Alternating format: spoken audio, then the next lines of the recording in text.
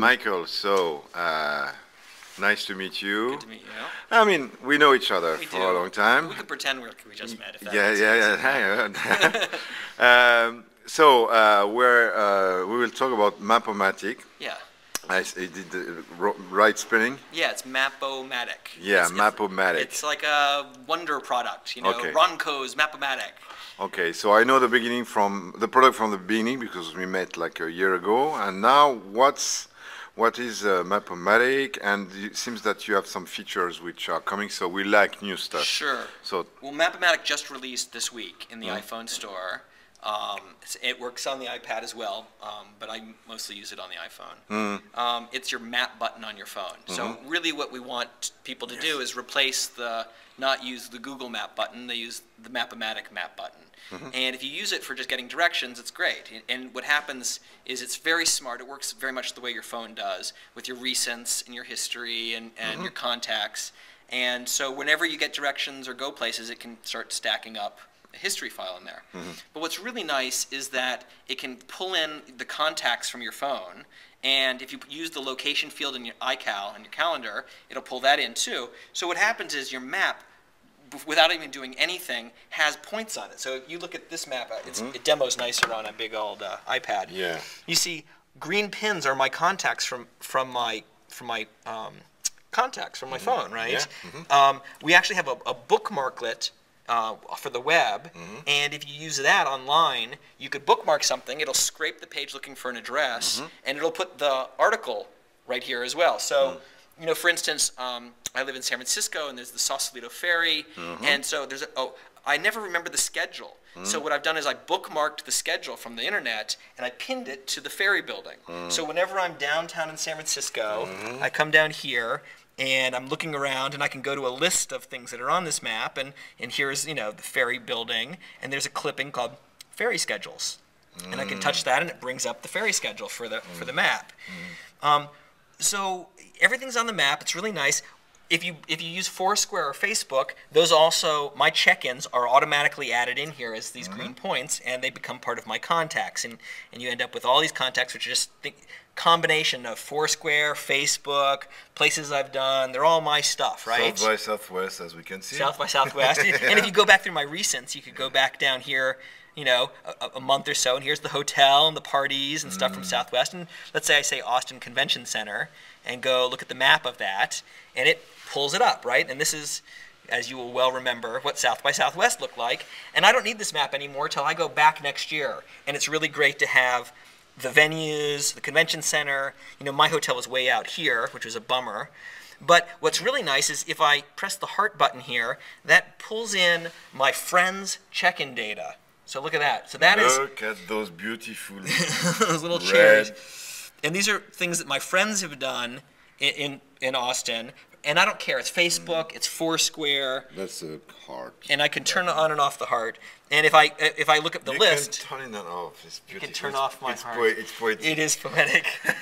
So I use that a lot for, let's say I'm meeting with you, and you give me an address and say, show up at this address, and it's in a place I don't know, and I go use the directions, I type in an address, I go, it says, oh, from here to there, but I'm seeing it on a map with my other stuff, and then I'm like, oh, I'm going to be down at that weird place. Oh, look, that's near where my friend lives. I didn't even remember that. And then I turn on recommendations and say, oh, and those are places all nearby that he goes or other people go that I normally, and like when they showed up on Facebook, I didn't care because who was like, I wasn't in Austin then. And so my friends in Austin did stuff and I didn't care. Now I'm in Austin, suddenly I care, right? That's the context that everyone's been talking about. Good. But the map is private. This is all my stuff. I don't have to worry about it being shared. It lets me do whatever I want in Facebook, Foursquare, bookmarking, and it's all there. The new feature that's coming out this week is called Ping. Show me. And if we open up Mapomatic, and get back to the map, what you will see is a button down here called Ping. And if I press Ping, it brings up a single button. And if I press that button, what it's doing is pinging everybody on Mapomatic.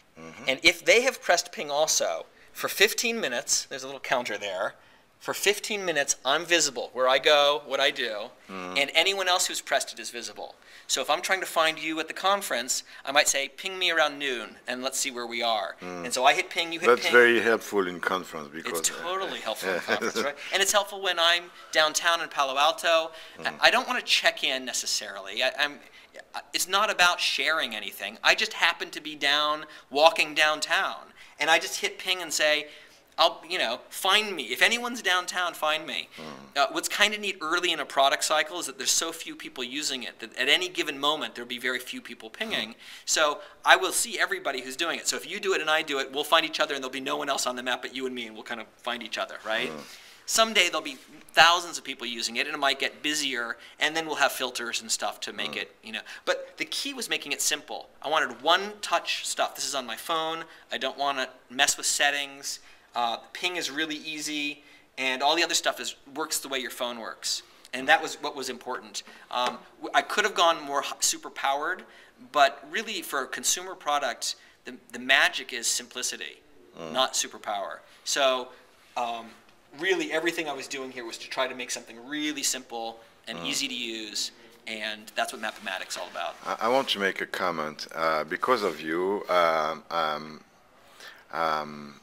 was thinking yesterday, all those informations, the updates, the check-in or whatever, all the informations I'm doing, which sometimes we're doing stuff on Twitter because we're working, and you can use Twitter as a, a notepad, and well, you lose all this information, and which is great. And what I realized, because I saw something totally different, but having this same concept of, okay, you keep tracking of what you've done through the different social network, and in fact it's very helpful.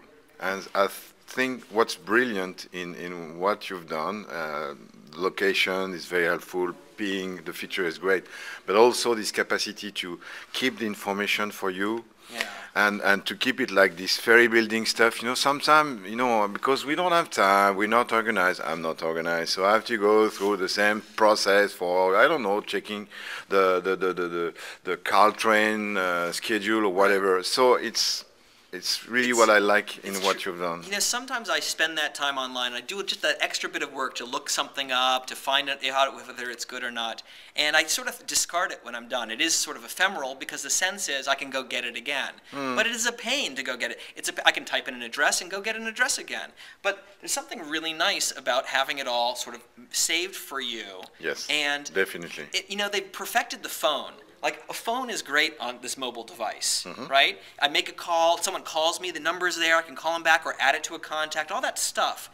But it's also a GPS device, and no one's made a consumer GPS device as elegant and simple as the phone that they finally made. It took them a few years to make the phone that easy. But no one's done that with the GPS, and I felt like it was really time to...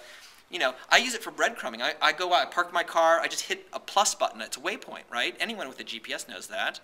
But I don't have to type anything. I don't have to share it with anybody. I just want to remember this spot for some reason. And go back. And go back later. I can label it, I can delete it, or I can at least get directions to it. And I use that in San Francisco. I'm not that fluent in San Francisco, and I was out on Chestnut Street, and I parked, and I couldn't, all those streets look alike, right? And I just bookmarked, I just, hit the plus button, and wandered off, and I walked around all afternoon, and I wasn't really worried because I knew that, and I didn't even know what street address it was. I just said, that's where my car is, get me directions back there, and it says, oh, you've walked 2 miles. I'm like, oh. That's cool. Yeah. So, and if I lose my iPhone, it's saved with the device, right? It's not on the cloud. No, this is in the cloud. It's just secure in the cloud. So that means that if I'm using registering with I lost this iPhone and I buy the new one, right? You can. Oh, yeah. Okay.